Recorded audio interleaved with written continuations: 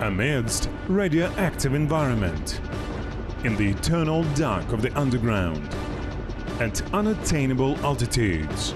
Kazakhstan's vast lands attract researchers and explorers from all over the world, and our filming crew are no exception. Just imagine how surprised Zharkent residents were when they found this. Not to mention me, when browsing the internet, I came across the image of a tombstone with writings in Syrian or some other ancient Turkic language and a Christian cross. Too many things simply not matching up, so the unknown Kazakhstan team could not let it go. So let's go.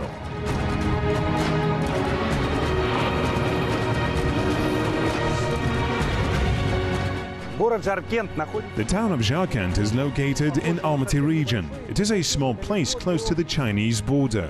We still have another 1,000 kilometers or so to cover to get to it.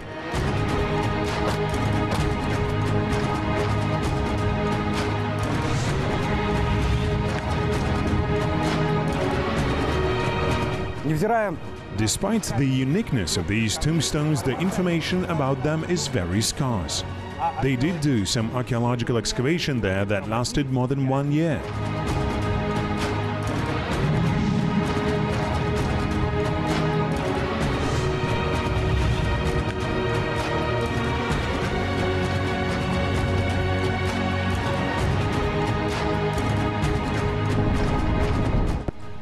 We have covered most of the way and are just a step away from our target.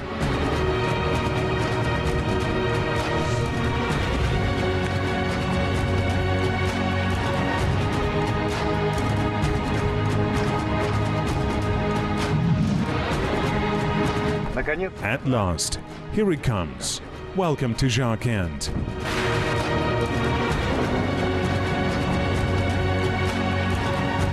To see the inside of Zharkent's day-to-day life, we decided to go to the very heart of the town. Apparently, we are in the administrative center of the town. Here's the building of the Archimat and the main municipal park with monuments to the victory and the heroes of the Great Patriotic War. Let's have a look at other parts of the town.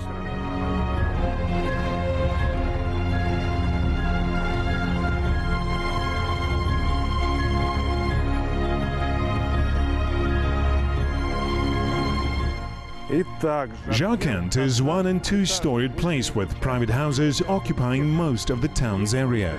There is a stadium, and here's the central market. Historically, trade played a huge role in this region's development. What about today? Let's go and see.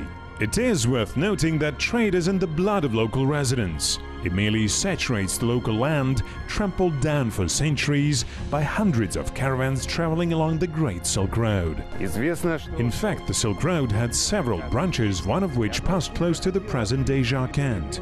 In the ancient times, the Chinese merchants brought here their weapons, medicines, rice, spices, ceramics and iron products, mirrors and hundreds of other goods to sell.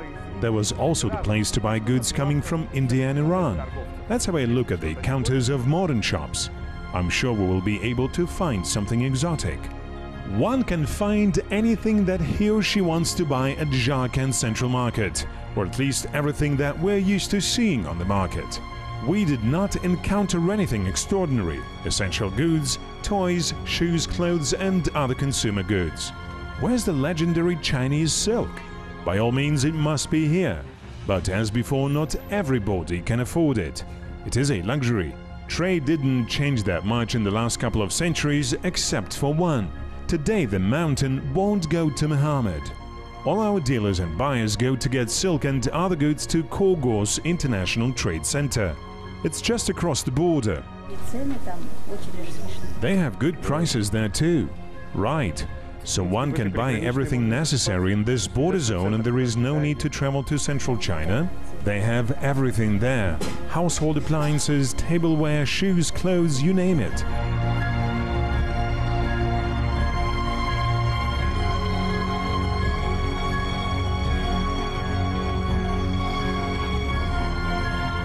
Символ Жаркента – это все же... Nevertheless, trade by far is not the symbol of Zharkent. It is its architecture. It just takes your breath away to see the elements of different cultures harmoniously mixing together in the design of certain buildings. Zharkent Mosque, no doubt, is the striking example of this cultural alloy and the key architectural and artistic attraction in the area.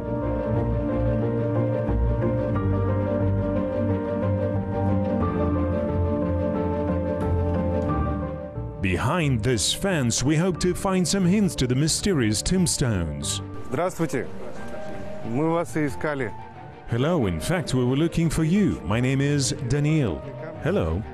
We are searching for tombstones that they found somewhere close to Zharkent. Have you heard anything about them?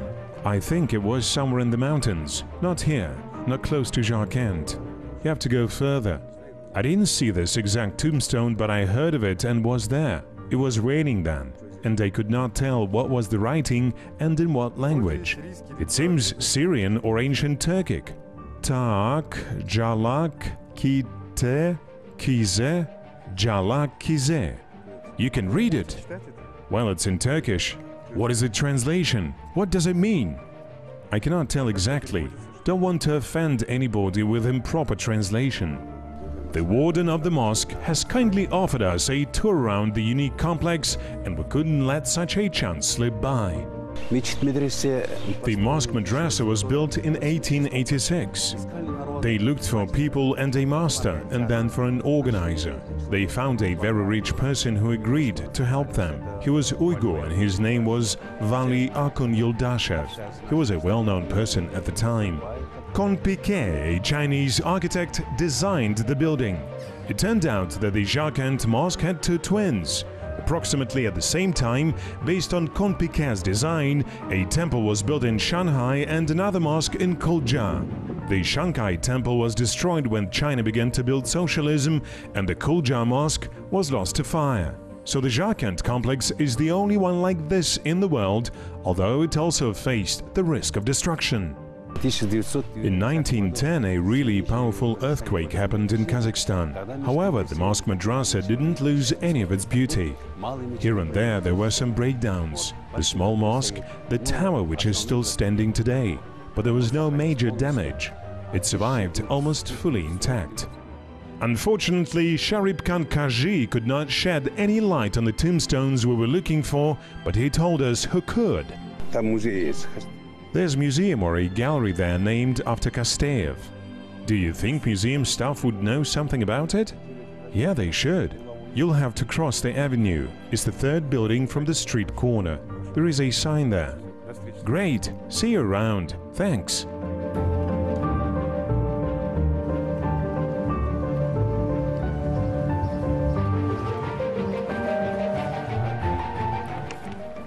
Здравствуйте. Hello. You need to go over there. Is there an administrator? Yes, there. Thanks. But there is nobody. Hello. We are shooting a documentary about the tombstones that they found here. Unfortunately, I don't know anything about them. Maybe somebody knows, some experts or some senior guys. Can we come in? Some Aksakals maybe who know the area or are fond of local history and traditions. I see, then you need to talk to Akan Oymautov. He lives outside the town. How could we find him? What is the name of the village? Thanks for all your help.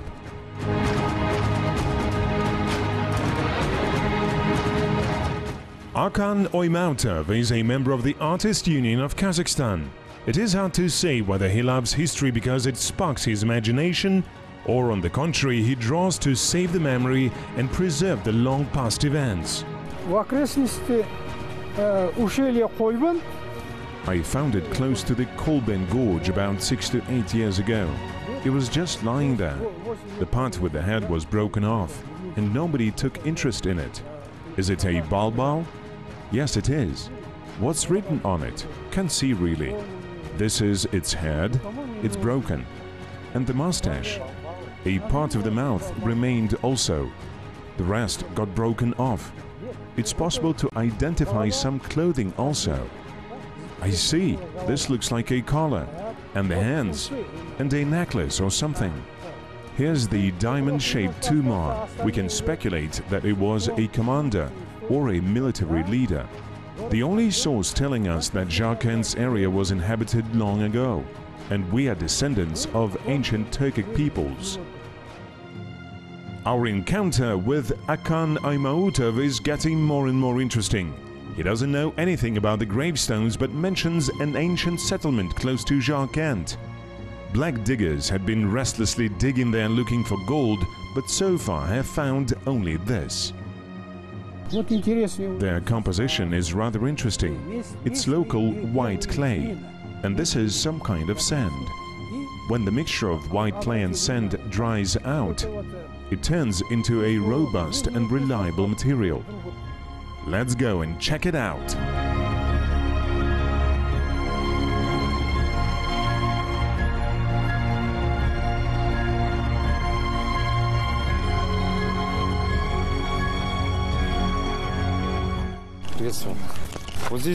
Hello. They found such stones, kyrax, near Usharal. Do you know anything about it? Never heard of it. Have you heard anything about archaeologists working here? Do you mean diggers?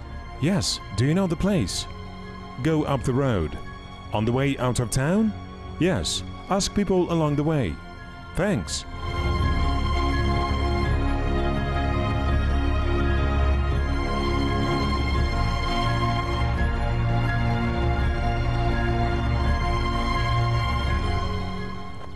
The settlement is small, but nobody seems to know anything. Where to look for these archaeologists and the excavation site? It's hard to look for a black cat in a dark room, that's for sure. But we didn't cover 2,000 kilometers to get here to live with nothing.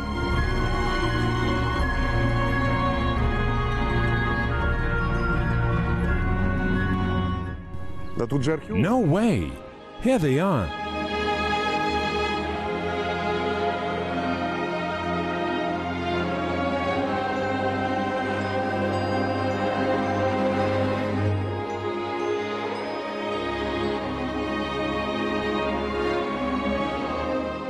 Здравствуйте. Дмитрий, так это вы? Hello, Dmitry. We've met before, so you are the one behind it. Yes, let me show you something. Вот сейчас я вам покажу кое-что. Вот то самое городище. This is the ancient settlement and the kyrax like the one on the picture. We found them in its necropolis, literally several kilometers away from its central section, the citadel. Going in a direct line, it should be around 13, maybe 1,500 meters. Tell us more about the settlement. It's amazing. There was some background historical data about its existence, but we just couldn't find it. So about 3 years ago, that sensational discovery, the evidence of which you are now holding in your hands, was made. This stone, you know, is quite famous among Western scientists. In the 13th, 14th centuries, numerous ambassadors, adventurers and spies from the Western Europe went to Mongolia to find protection and set up alliances, as well as to develop various political and commercial connections with the Mongolian Empire. That was exactly the purpose of the Armenian Tsar Gatum I coming here in 1253-1254. He left a detailed description of his traveling route, which in our case represents a good and a very important source of factual historical data. So here he mentions Ilan Balek, or Ili Balik, the city located on the bank of the Ili River. This city has been known to scientists for a long time based on different historical sources, but archaeologists didn't know of its actual location. There is a very large 5-meter wide rampart or mud brick fortification around the Shakristan. We have found this. We also have found evidence of a bath complex or a hammam within the citadel. But we don't see it here because it's underground, it's buried. There's still more to be found. We know that this was a city here because we see the shards of pottery on the ground. So this is part of the settlement. What's written on the kyrax? What do the symbols mean? And who were the people buried under them? The alliance of Kazakhstani and American archaeologists intends to continue their research and soon provide us with the answers to these questions. It will be a revolutionary discovery.